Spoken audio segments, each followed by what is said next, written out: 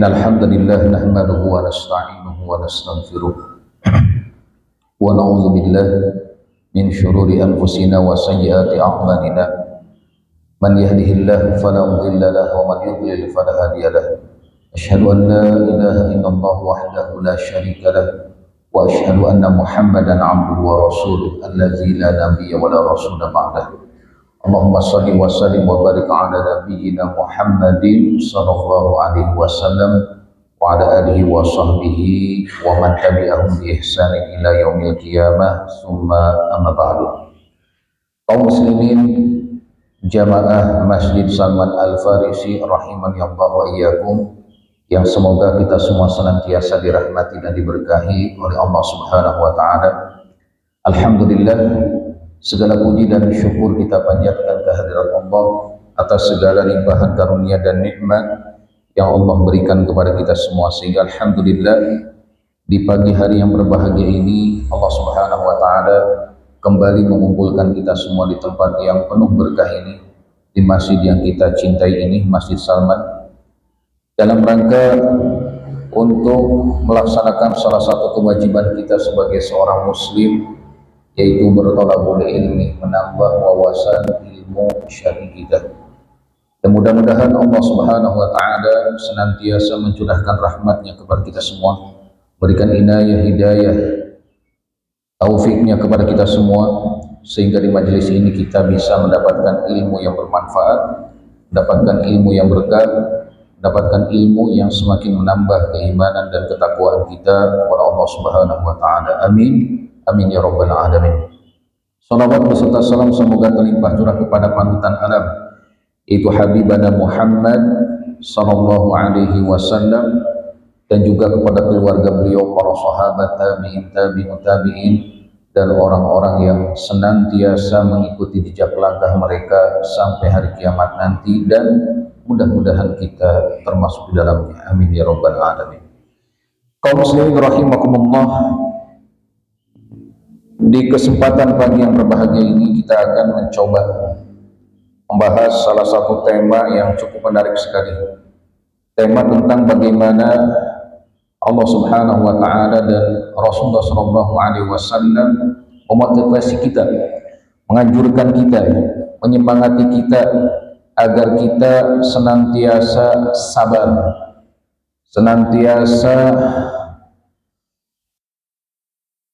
berupaya agar setiap kehidupan kita ini selalu dalam ketaatan kepada Allah Subhanahu wa taala, dan juga berupaya untuk selalu sabar atas segala rintangan hidup yang kita hadapi, terutama sabar dalam mempertahankan keimanan kita.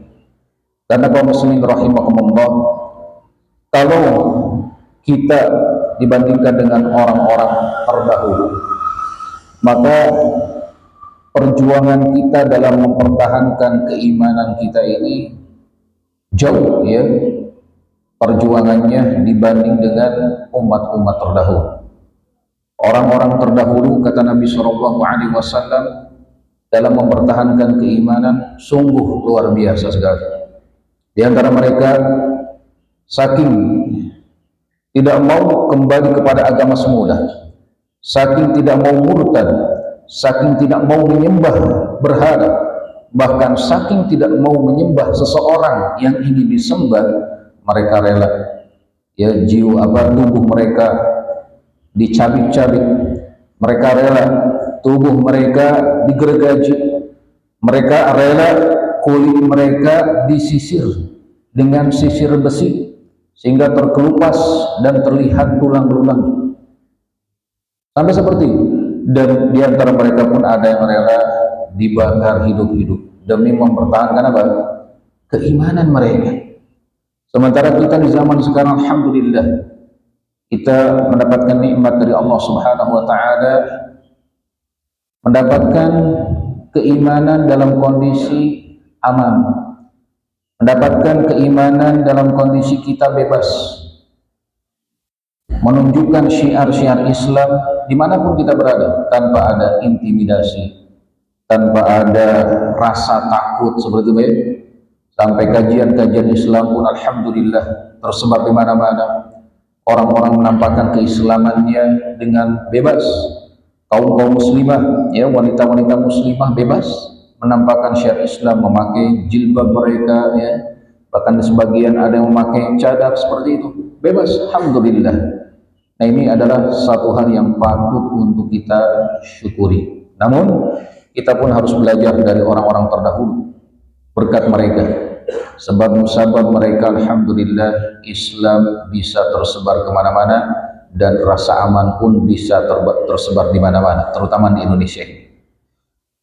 Kisah yang akan kita bahas atau yang akan kita sampaikan pada kesempatan ini adalah tentang kisah tadi yang disampaikan ya oleh Pak Ustadz kita, yaitu tentang Ashabul Ukhdud, orang-orang yang mereka rela yang menyiksa kaum muslimin disebabkan karena keimanan mereka, karena ucapan mereka yaitu amanna billah, kami beriman kepada Allah Subhanahu wa taala.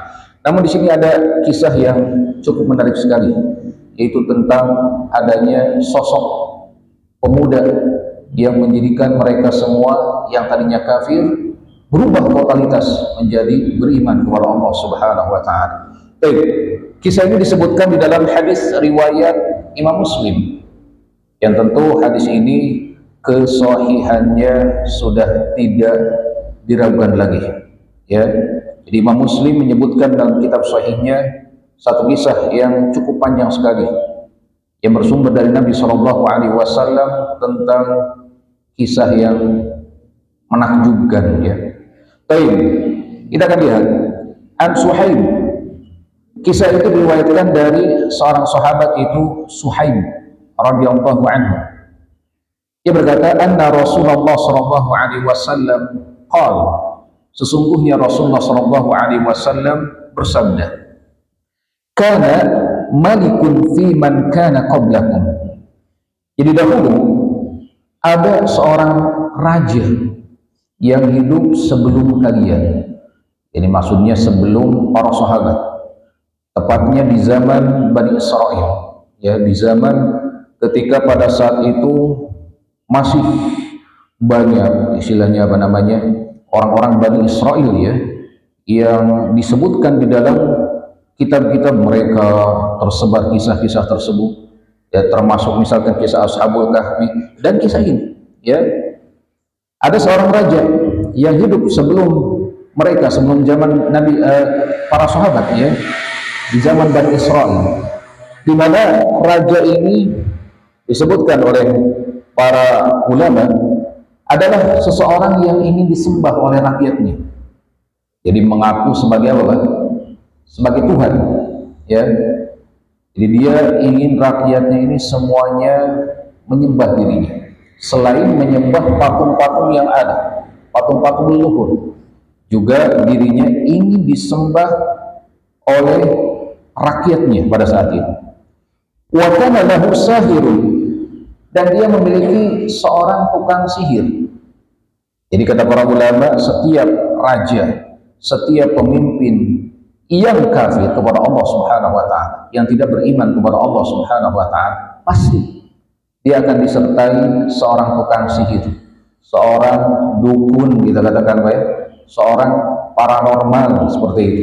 Sampai detik ini, sampai saat ini, banyak sekali orang ingin menjadi pemimpin, biasanya, ya, kalau mereka yang tidak beriman kepada Allah atau yang keimanannya tipis, ya, biasanya mereka akan pertama kali mendatangi para dukun, ya. Ini sudah berita yang tidak asing lagi, baik. Mereka pasti datang kepada para dukun, paranormal, orang-orang yang dianggap orang pintar, seperti itu, ya. Untuk apa? Supaya mereka dipilih, supaya mereka sukses dalam pilkada, dalam apa. Nah, ini seperti itu. Dari zaman dahulu, ya, orang-orang yang tidak beriman kepada Allah atau orang-orang yang keimanannya sangat tipis, pasti mereka mengandalkan para dukun, para tukang sihir. Nah, termasuk si raja ini, untuk melanggengkan kerajaannya, dia mengandalkan tukang sihir, ya, untuk menjaga kerajaannya tersebut. Seperti itu, ya. Orang-orang dahulu, orang-orang yang tidak beriman kepada Allah Subhanahu wa taala senantiasa seperti itu, akan dibarengi tukang sihir di sisinya demi untuk melanggengkan kekuasaannya. Seperti itu ya. Baik. Falamma kabira, tatkala si tukang sihir tersebut sudah tua, ya, sudah lanjut usia, sudah uzur, di mana seseorang yang sudah lanjut usia dan dia memiliki ilmu tertentu, biasanya dia ingin mewariskan ilmu tersebut kepada seorang yang lebih muda, ya. Jadi dia merasa sudah tua. Lalu dia berkata, qala lil malik, dia berkata kepada sang raja, inni qad kabirtu fab'ats ilayya gulaman u'allimuhu sihra. Ya, sungguh aku ini sudah tua, sudah lanjut usia. Maka tolong utus kepadaku seorang pemuda agar aku bisa mewariskan ilmu sihirku ini kepadanya, yang nantinya dia jago sihir dan nantinya dia bisa menjaga kerajaanmu, gitu kan? Seperti itu. Jadi si tukang sihir yang sudah tua ini ingin mewariskan apa? Ilmu sihirnya kepada seorang pemuda. Kenapa dipilih seorang pemuda, gak yang sebaya dengannya, yang sama-sama tua? Karena kata para ulama, yang namanya anak muda itu, atau kita katakan anak yang masih kecil ya, 9 tahun, 10 tahun, misalkan anak-anak usia SD, ini biasanya apa? Orang-orang yang cepat dalam menyerap ilmu, ya, orang-orang yang mudah sekali menerima ilmu, biasanya seperti itu. Makanya ada ungkapan di kalangan para ulama apa? At-ta'allum fi shighar kan naqshi 'ala al-hajar. Belajar di waktu kecil bagai apa? Mengukir di atas batu, ya. Wa ta'allum fil kibar kan naqshi 'ala al-ma. Sedangkan belajar di waktu tua ini seperti mengukir di atas air, namun tidak tepat 100%, ya. Kadang ada orang-orang yang sudah lanjut usia tapi ketika dia kuat tekadnya untuk bisa, ya. Orang sudah 40 tahun, 50 tahunan dia hafalin Quran sungguh-sungguh, ya, bisa ngapalin Quran 30 juz. Kita bisa melihat contoh para sahabat Nabi SAW, ya. Mereka masuk Islam dalam usia 40, 50 tahunan, tapi mereka Masya Allah, dia bisa menghafal beberapa juz Al-Quran, beberapa surat dalam Al-Quran. Bahkan Umar bin Khattab radhiyallahu anhu, ya, pernah mengungkapkan dia menghafal surat Al-Baqarah, ya, ini selama 10 tahunan. Surat Al-Baqarah 2,5 juz, 10 tahunan. Artinya di samping kesibukan beliau dalam memerintah, ya, menjadi pemimpin, tapi beliau meluangkan waktu menghafal surat ini, menghafal surat itu, ya, seperti itu. Padahal usia beliau pada saat itu sudah 50 tahunan, ya, ketika memimpin. Nah, ini menandakan apa? Bahwa tidak ada yang namanya halangan, ya, bagi mereka yang sudah merasa usianya sudah uzur, tetap belajar menuntut ilmu, ya. Jangan merasa bahwa sudah bukan waktunya, misalnya. Tidak, tetap terus. Nah, jadi anak muda itu lebih mudah menerima pelajaran, lebih cepat menghafal, ya, lebih telaten, kita katakan. Jadi kalau sudah hafal sesuatu, ini akan kuat sampai tua, seperti itu. Akan terus terngiang-ngiang sampai tua. Coba bapak-bapak mungkin masih teringat, ya, dulu ketika waktu kecil pelajaran yang diajarkan ini ada lah, ya, yang terngiang-ngiang lah, ya, terutama yang pakai lagam itu, ya, yang pakai nada, ini sampai sekarang terngiang-ngiang pelajarannya. Atau mungkin kalau dulu tuh sholawatan, ya, dan sebagainya, ini terngiang-ngiang sampai sekarang. Nah, seperti itu kegaliban, keumuman anak kecil ketika diajarkan satu ilmu biasanya akan mudah menghafal, mudah kuat hafalannya, tidak cepat lupa. Ya, mungkin ya beda dengan orang-orang yang sudah lanjut usia, ya, udah tua 40 tahun ke atas, biasanya cepat hafal, misalkan cepat lupa bisa, ya, atau sulit menghafal, tapi ketika sudah hafal cepat Coba itu. Nah, ala kulli hal seperti itu Pak ya. Kata para ulama, alasan kenapa dipilih seorang pemuda karena seperti itu alasan. Kemudian wa kana fi tariqihi faba'atha ilaihi ghulaman yu'allim. Kemudian sang raja pun memilih salah satu pemuda ya yang terbaik di masyarakat tersebut. Wa kana fi tariqihi idza salaka rahibun faqa'ada ilaihi wa sami'a kalamahu fa'ajaba. Dan setiap kali si pemuda tersebut ya akan belajar ke si tukang sihir, dia selalu melewati suatu tempat, suatu rumah yang dihuni oleh si rahib ya, rahib, seorang ahli ibadah yang berilmu pada saat itu. Dan dia selalu singgah di situ, duduk mendengarkan wejangannya, nasihatnya tentang masalah akidah, tentang masalah ini, tentang masalah itu. Dan dia terkagum-kagum, wah ini bagus sekali nih pelajarannya, kata si pemuda tersebut. Ya, setiap kali akan belajar sihir, pasti dia akan nyimpan dulu di mana? Di rumah si rahib, belajar, mengenal Allah, mengenal sifat-sifat Allah, ya, mengenal tata cara ibadah, mengenal segala hal diberitahukan oleh si rahib tersebut. Wa kana idza atas sahir marra bir rahib wa qa'ada ilaihi fa idza atas sahir dharabahu. Tapi ya karena seperti itu selalu asyik mendengarkan wejangan dari si rahib, dia pun suka terlambat datang ke si tukang sihir. Akhirnya apa? Dipukul. Ya, kenapa kamu suka terlambat? Dihukum ya. Dari dulu kan ya ada hukuman kalau ada yang terlambat masuk sekolah atau apa, kadang adalah hukuman seperti itu ya. Nah ini apa? Dipukul sama tukang sihir. Fasyaka dzalika ila rahib, maka si pemuda itu mengeluhkan kepada si rahib tadi. Lalu si rahib memberikan satu solusi agar kalaupun terlambat tidak dihukum sama si tukang sihir. Kata si rahib, idza khasyita sahir faqul habasani ahli wa idza khasyita ahlaka faqul habasani sahir.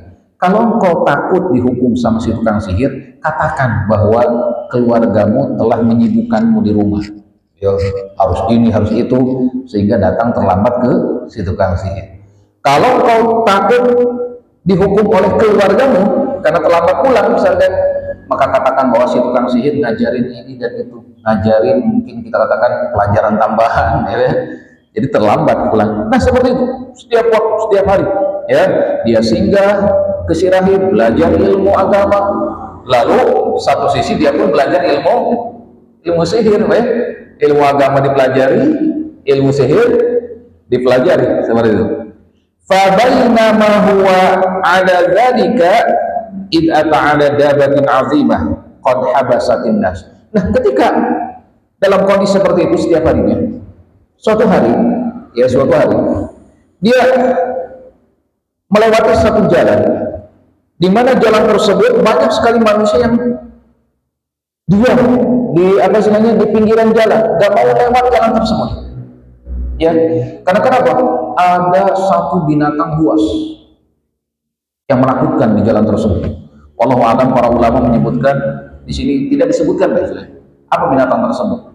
Mungkin apa binatang yang menakutkan kalau di jalan, singa ya, atau apalah istilahnya, beruang atau apa, wallahu a'lam, nggak disebutkan. Yang jelas binatang buas yang menakutkan sehingga manusia nggak ada yang mau jalan itu, takut diterkam, takut di apa istilahnya, cabik-cabik seperti itu.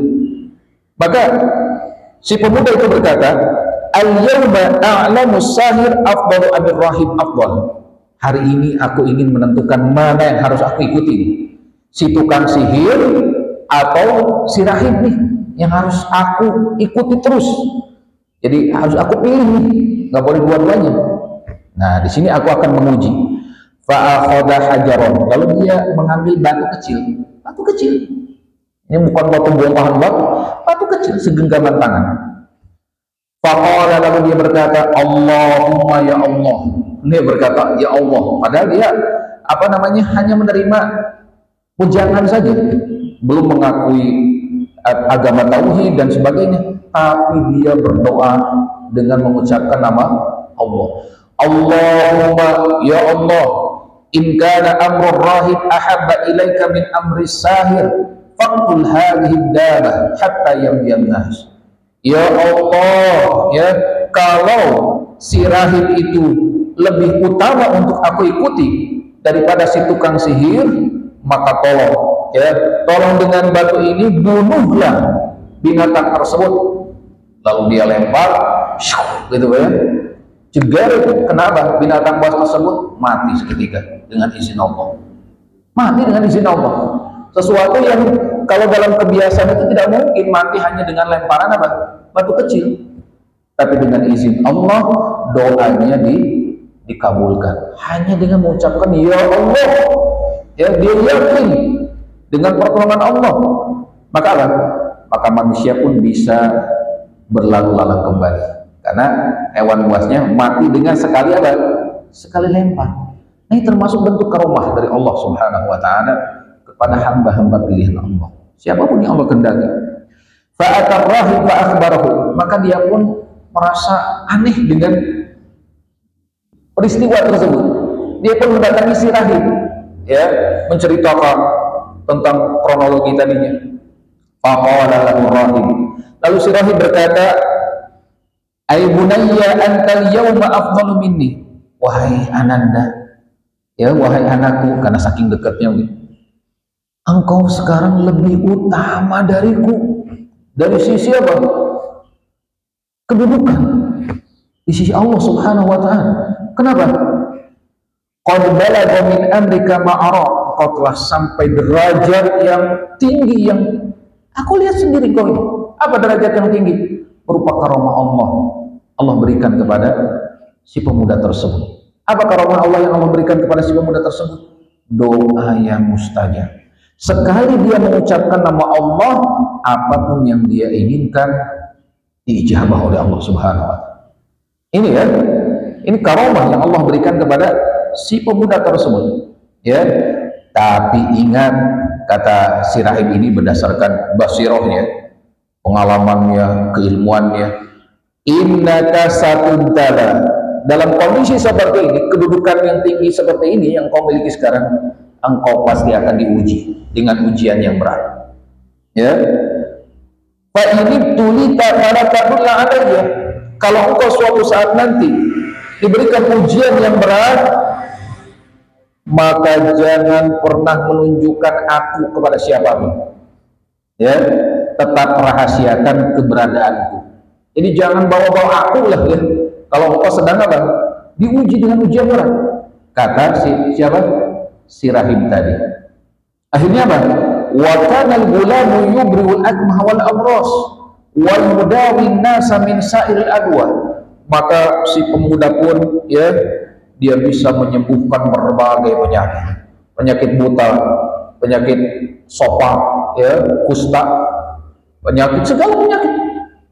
Hanya dengan doanya. Ini berbeda dengan kasus siapa? Nabi Isa alaihissalam, ya. Kalau Nabi Isa disentuh dengan izin Allah langsung sembuh. Tapi si pemuda dengan doa, ya Allah sembuhkan orang ini, sembuh. Ya Allah sembuhkan orang itu, sembuh seketika. Doanya apa? Mustajab. Ya, tanpa disentuh, tanpa apa, hanya didoakan saja. Mustajab. Yang buta langsung bisa melihat, yang penyakit kulit yang tidak mungkin sembuh seketika, ya, apapun penyakit pada saat itu. Fasami'a jalisun lil maliki wa kana qad amiya. Maka desas-desus tentang kehebatan si pemuda ini didengar oleh salah seorang menteri raja yang buta matanya. Ya, jadi ada seorang menteri raja kondisinya buta matanya. Maka apa? Fa'atahu bihadaya katsiratin. Dia pun datang kepada si pemuda tersebut membawa hadiah yang banyak sekali. Faqala ma hahuna laka ajma'u in anta syafaitani. Si menteri tersebut berkata kepada si pemuda, "Nih, semua hadiah ini untukmu, ambil. Tapi syaratnya kamu sembuhkan mataku ini sehingga aku bisa melihat." Faqala inilah asfi ahadan innama yashfi Allah. Ya, kata si pemuda, sesungguhnya aku tidak bisa menyembuhkan seorang pun. Yang menyembuhkan hanya siapa? Allah. Disandarkan ya kepada Allah Subhanahu wa taala. Tidak mengaku-ngaku, baiklah saya akan menyembuhkan. Tidak. Tapi apa? Disandarkan kepada Dan yang maha menyembuhkan itu Allah Subhanahu wa taala. Dia hanya perantara saja. Ya. Hanya perantara. Lalu apa lagi kata si pemuda? Fa in amanta billah da'awtullaha fasyafaka. Jadi kalau engkau mau sembuh, syaratnya satu.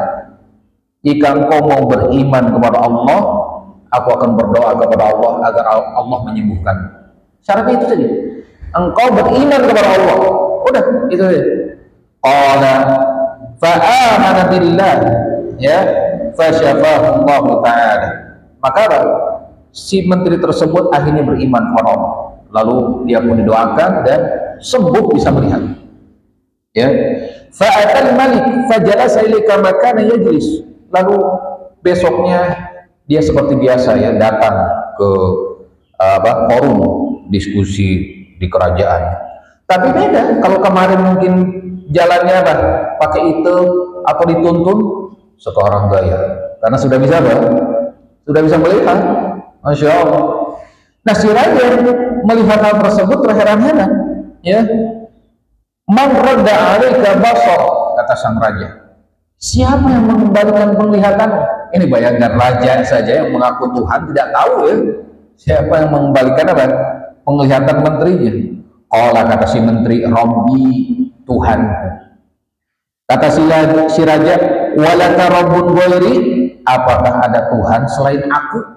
Bayangkan, ini perkataan kezaliman yang paling besar. Pengakuan sebagai apa? Tuhan.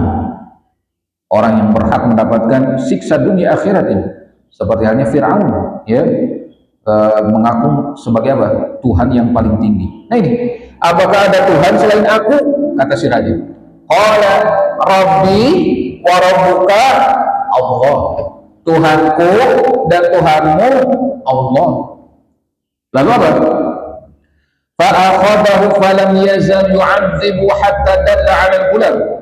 Maka sang raja lalu mengambilnya, memasukkannya ke penjara, disiksa dengan siksaan yang pedih sampai ditunjukkanlah olehnya si pemuda tadi. Ya. Lalu didatangkanlah si pemuda. Ya.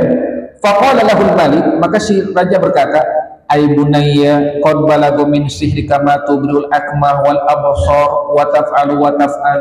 Wahai anak muda, tuh berkat si tukang sihir yang mengajarkan sihir kepadamu, engkau bisa menyembuhkan penyakit buta, kusta dan sebagainya. Tuh ya, keren kan si tukang sihir ini, berhasil. Kata si pemuda, ya, faqala inni la asfi ahadan innama yashfi Allah. Kata si pemuda apa? Aku tidak menyembuhkan siapa-siapa, aku tidak bisa apa-apa lah. Yang menyembuhkan semua penyakit yang ada siapa? Allah. Nah dengan perkataan tersebut si pemuda pun digiring ke penjara, disiksa dengan siksaan yang pedih. Ya, Allahu a'lam bagaimana siksaannya. Sehingga si pemuda ini mau bersuara. Tadi kan di awal diwanti-wanti ya oleh si rahib, kalau engkau sedang disiksa dengan diuji dengan ujian yang pedih, ujian yang keras, jangan menunjukkan keberadaanku. Betul nggak?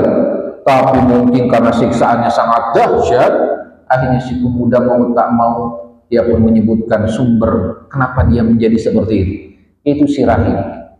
Maka ditunjukkanlah kepada si rahib, lalu si rahib pun diambil ya, didatangkan ke istana.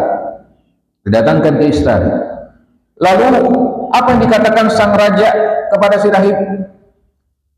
Irji'an dini, ya, kembali kepada agama semula, agama penyembahan dirinya dan penyembahan patung-patung nenek moyang seperti itu. Fa'aba, tapi si rahib nggak mau karena keimanan sudah menancap di dalam hatinya. Ya, sudah kuat dalam hatinya, nggak bisa dirubah dengan apa-apa, dengan dunia, dengan iming-iming apapun, nggak bisa dirubah karena keimanan sudah kuat. Fada'a bil minsyar, fawudi al minsyar fi makrik ra'si. Maka si raja meminta gergaji yang ada 2 ujung besar. Lalu diletakkan gergaji tersebut di tengah-tengah kepala si rahib tadi. Ada 2 orang yang memegang gergaji, lalu disuruh 2 orang tersebut menggergaji si rahib tadi. Sehingga apa? Tubuhnya terbelah menjadi 2. Seperti itu. Dari mulai kepala, leher, badan terbelah menjadi 2. Seperti itu. Ya. Fasyaqqa hatta wa washiqa, sehingga terbelah menjadi 2. Thumma ji'a bi jalisil malik, didatangkan si menteri tadi yang sudah beriman. Sama, kembali kepada agamamu. Enggak mau, salah. Diletakkan gergaji, gesrek, terbelah menjadi 2 demi mempertahankan apa? Keimanan. Lalu datangkan seorang pemuda tadi. Ya. Nah, karena masih muda ya, masih ada harapan, mungkin dia kan namanya juga pemuda, masih labil, barangkali di apa namanya, iming-imingi itu, iming-imingi mau kembali misalnya, atau dengan diuji dengan ujian-ujian yang ringan dulu, barangkali dia mau kembali. Maka si pemuda ini tidak langsung digergaji, tapi apa? Diuji dengan ujian si raja ini. Nah, si raja memanggil beberapa pasukannya, beberapa orang pasukannya. Untuk apa? Idhabu ila jabali kada wa kada fas'adu bihil jabal fa idza balagtum dirwatahu fa in raja'a dini wa illa fatrahu. Kata si raja, pergi ke puncak gunung ini, puncak gunung yang diketahui pada saat itu ya. Nah, ketika kalian sudah di puncak gunungnya, di ujungnya, di puncak, tanya dulu si pemuda ini, kalau mau kembali kepada agama semula, selamatkan, bawa balik ya. Kalau bahasa kita mungkin alhamdulillah ya, nggak usah capek-capek. Tapi kalau dia tidak mau kembali ke agama semula, maka lemparkan dia ya dari puncak gunung tersebut. Nah, dibawa ke puncak gunung. Ketika di puncak gunung, apa yang diucapkan oleh si pemuda? Mereka nggak tahu. Orang-orang yang bawa ini nggak tahu doanya ini apa? Apa? Mustajab. Lalu si pemuda ini berdoa, Allahumma kfinihi mimma syi'ta. Ya Allah, lindungilah aku dari kejahatan mereka dengan kehendak-Mu, sesuai kehendak-Mu, bagaimanapun caranya. Ya.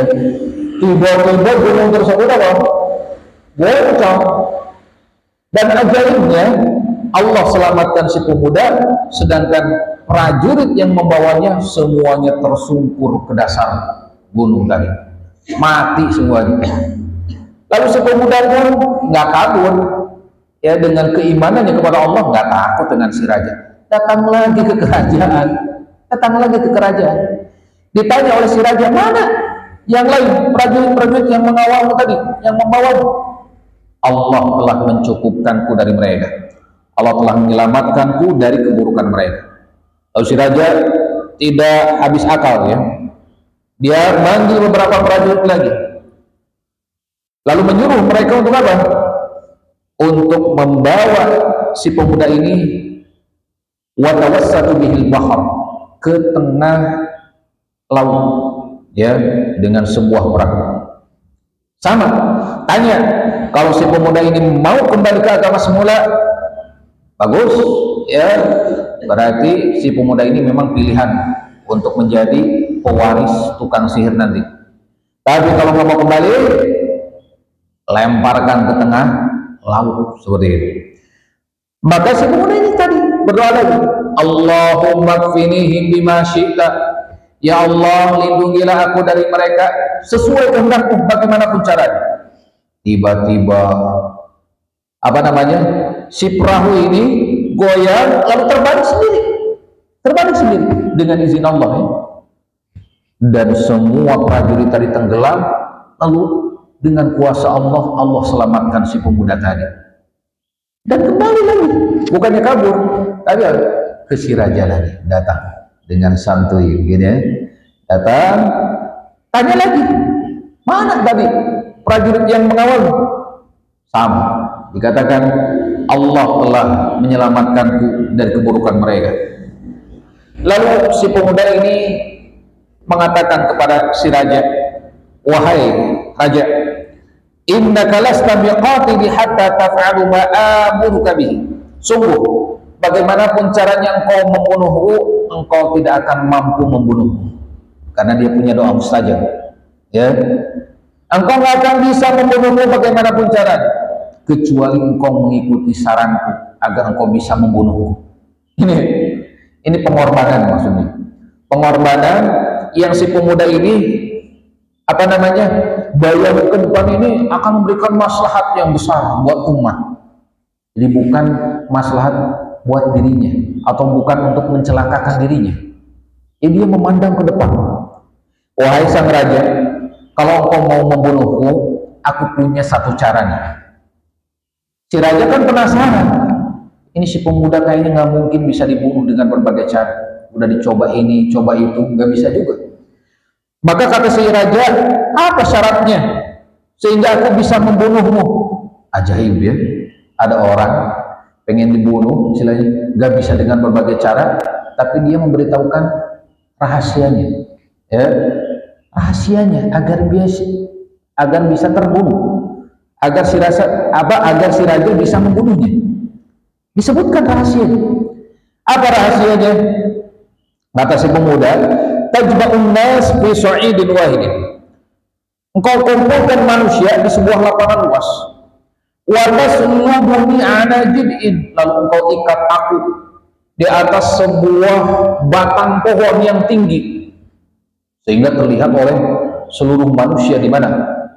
Di lapangan luas tersebut bisa melihat di sebuah pohon yang tinggi ya, di batang pohon diikat. Kemudian apa? Summa khudh sahman min kinanati. Kemudian ambil busur panah dari sarung tempat busur panahku khusus ya. Summa ba'is sahma fi kabidil qaus.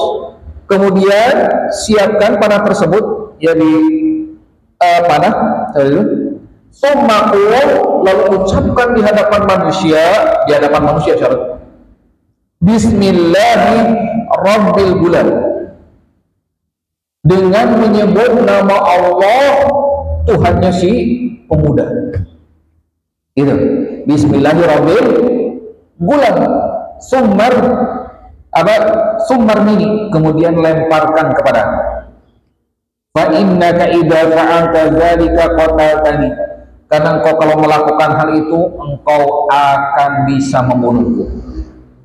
Lalu si raja itu pun melakukan ya titah si pemuda tadi. Ini raja malah melakukan titah si pemuda ya. Nah, melaksanakan apa syarat yang disebutkan oleh si pemuda tadi? Dia kumpulkan seluruh manusia di padang di sebuah lapangan yang luas.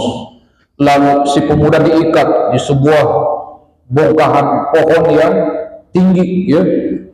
Kemudian diambil anak panah milik si pemuda tadi, lalu di hadapan manusia dia mengucapkan Bismillahirrahmanirrahim, dengan menyebut nama Allah Tuhannya si pemuda ini. Ya, dan Allah mentakdirkan anak panah tersebut menancap di pelipis si pemuda tadi. Ya, lalu si pemuda ini memegang pelipisnya lalu wafat, ya, meninggal pada saat itu. Nah, karena disaksikan oleh manusia yang sebelumnya tersebar desas-desus si pemuda ini berbagai cara tidak bisa mati, lalu dengan menyebutkan nama Allah si pemuda itu mati, akhirnya menyebabkan apa? Seluruh masyarakat yang menyaksikan peristiwa tersebut semuanya mengucapkan amanna birabbil gulam, kami beriman kepada Tuhannya si pemuda ini, itu Allah Subhanahu wa ta'ala. Ini dengan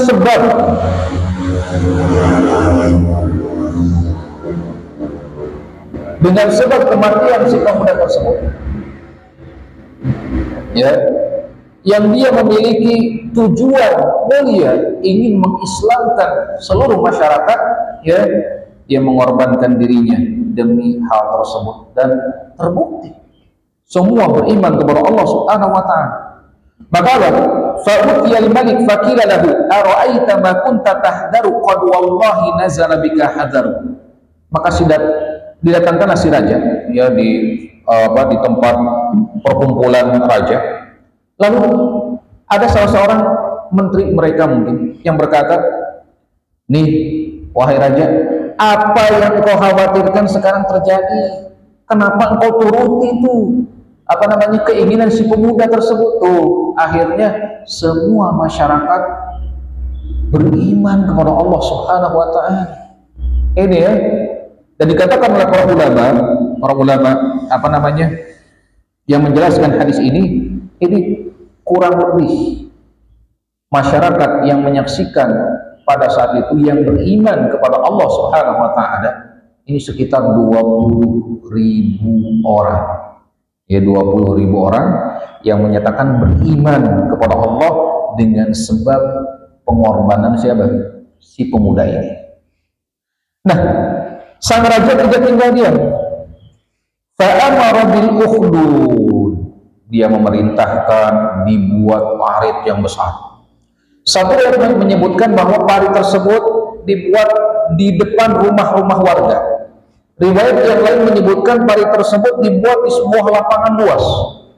Jadi ada beberapa riwayat ya yang menyebutkan bentuk parit. Di mana di parit tersebut ya diisi dengan bongkahan-bongkahan kayu-kayu bakar. Dan dibakar. Dan setiap orang yang akan dimasukkan yang jumlahnya tadi berapa? 20.000 orang ini. Pertama tadi diminta untuk kembali ke agama semula, penyembahan kepada dirinya.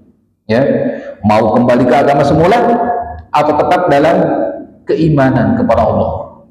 Tapi mereka karena sudah kuat keimanan, yakin dengan kebenarannya, ya, mereka tetap beriman kepada Allah dan siap untuk dilemparkan ke dalam api yang membara tersebut. Bayangkan dalam kondisi seperti itu bagaimana ya? Bagaimana kondisi gentingnya keadaan, ditawarkan hal yang berat antara kafir dan antara dimasukkan ke dalam kobaran api. Ini sungguh luar biasa perjuangannya, ya. Maka ada fa'amara bil ukhdudi bi afwahi sikak fakhuddat wa udriba fihi niran wa qala man lam yarji an dini fa akhimuhu fiha au qila lahu iktahim. Jadi siapapun yang tidak mau kembali kepada kekufuran, ya, tidak mau kembali ke agama semula, lemparkan mereka ke dalam api yang membara tersebut. Fa'alu, mereka pun melakukannya, ya, hatta ja'at imra'atun wa ma'aha sabiyyun laha, sampai tiba waktunya seorang wanita yang menggendong anak bayi yang masih menyusui, ya.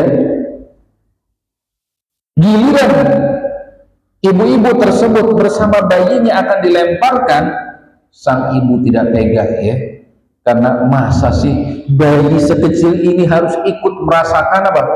Kobaran api yang sangat panas tersebut, ya. Fataqasat antaqafiha. Fataqasat tuh kakinya tuh kalau nggak mau masuk apa namanya tuh ngagosrok, ya, ngagosrok. Jadi menghindari, nggak mau seperti itu. Karena apa? Sayang kepada anaknya, ya. Anak yang tidak berdosa harus ikut merasakan itu. Tapi apa? Keajaiban pun muncul, ya. Salah satu tanda-tanda kebesaran Allah Subhanahu wa ta'ala pun muncul. Apa? Faqala lahal gulam, ya, tiba-tiba anak bayi yang masih menyusui tersebut tiba-tiba bisa ngomong, ya. Jadi ini termasuk keajaiban yang disebutkan oleh Nabi SAW tentang bayi-bayi yang bisa berbicara di waktu masih bayi, ya.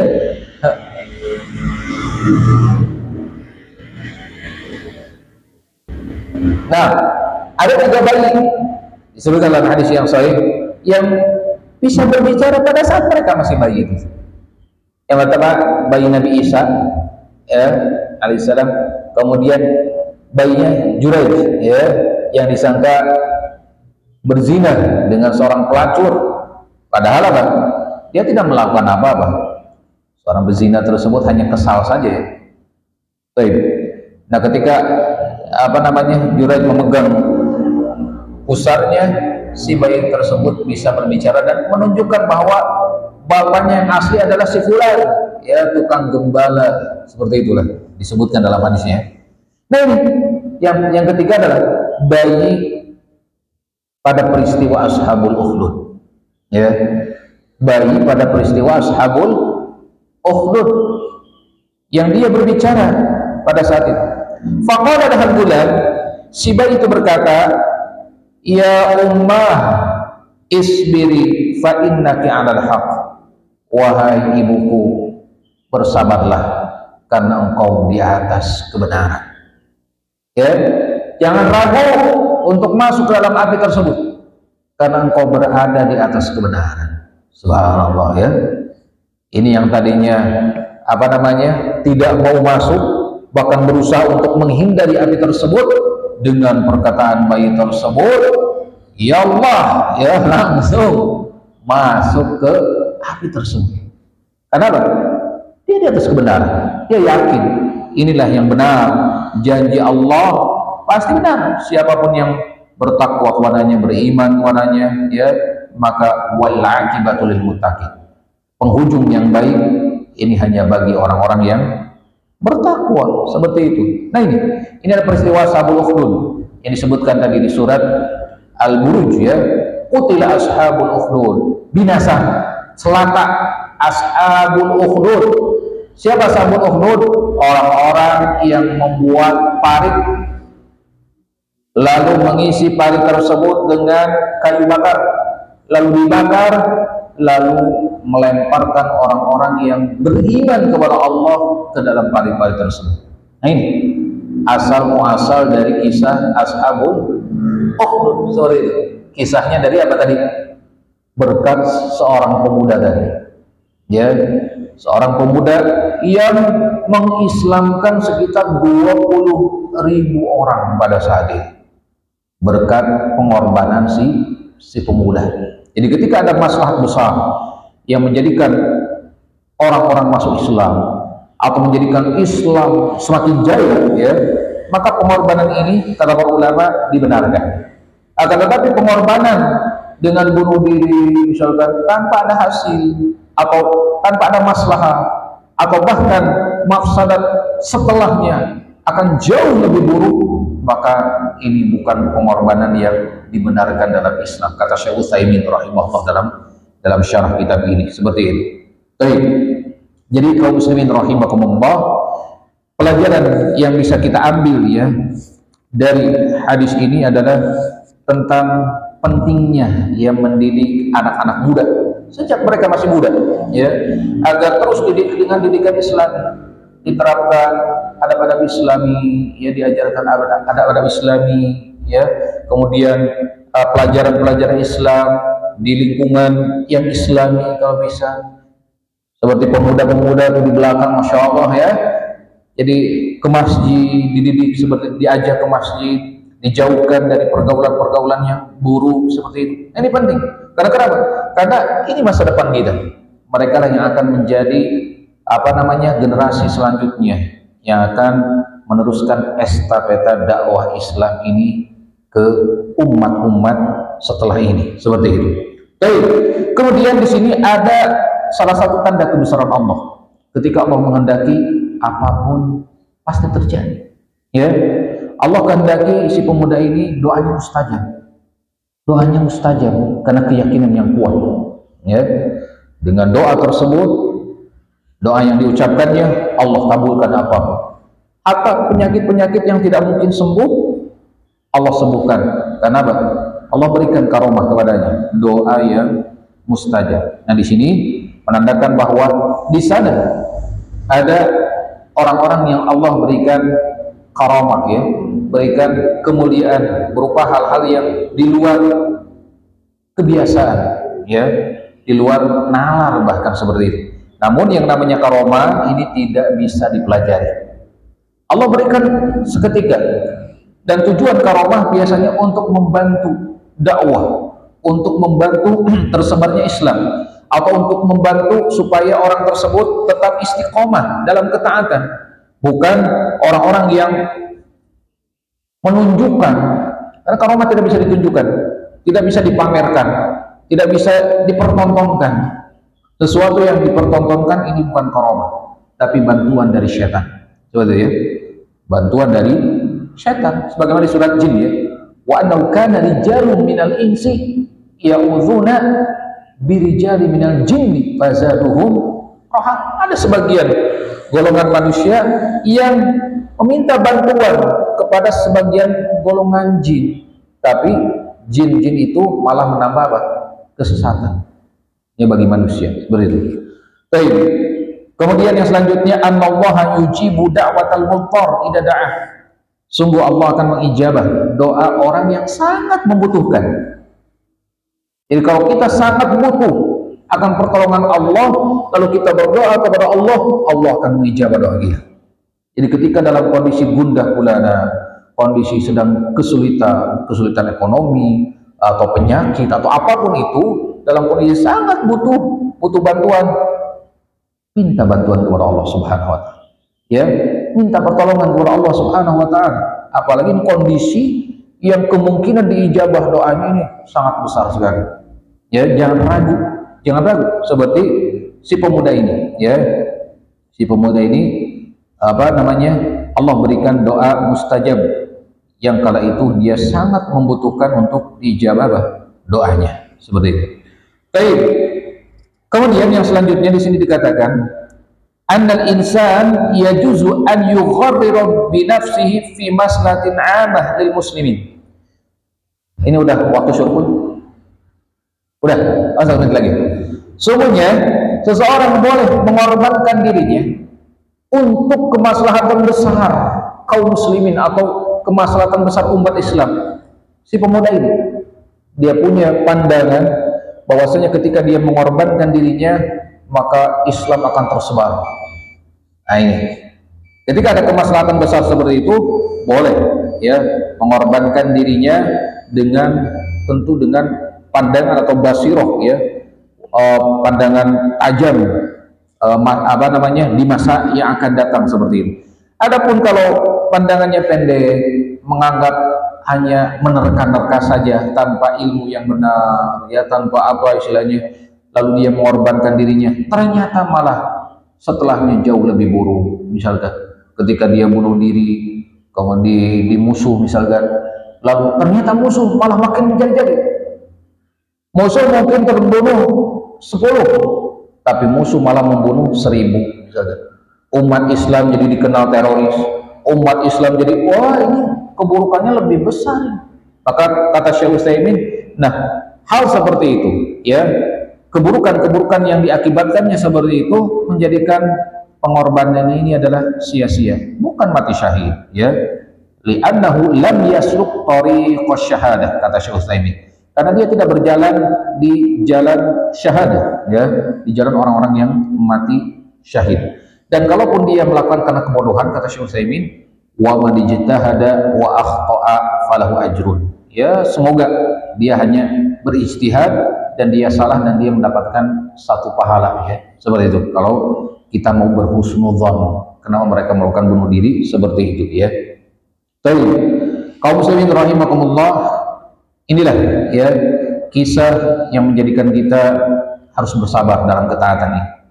Kita ini belum seberapa Pak ya. Kita ini paling capek, paling ke masjid ini Pak ya, betul nggak? Paling capek mungkin di waktu subuh ke masjid, godaannya besar. Waktu subuh di saat gelap gulita, dingin, kadang hujan, ya harus ke masjid. Ini sebetulnya nggak capek-capek amat Pak ya. Jadi tetap istiqomah dalam ketaatan, ngaji ya istiqomah, baca Quran, dakwahnya, dengarkan radionya, radio Islami misalkan seperti itu, atau apa namanya mengajak orang untuk ngaji. Terus alhamdulillah Allah berikan nikmat iman dan juga nikmat aman ya di apa ini di lingkungan kita, alhamdulillah. Tapi kalau ada yang mau ditanyakan silakan seputar yang tadi dibahas, silakan. Paham siapa Pak ya? Paham siapa ya? Tapi kita tutup dengan doa kafaratul majlis. Subhanakallahumma bihamdik asyhadu an la ilaha illa anta astaghfiruka wa atubu ilaik. Assalamualaikum warahmatullahi wabarakatuh.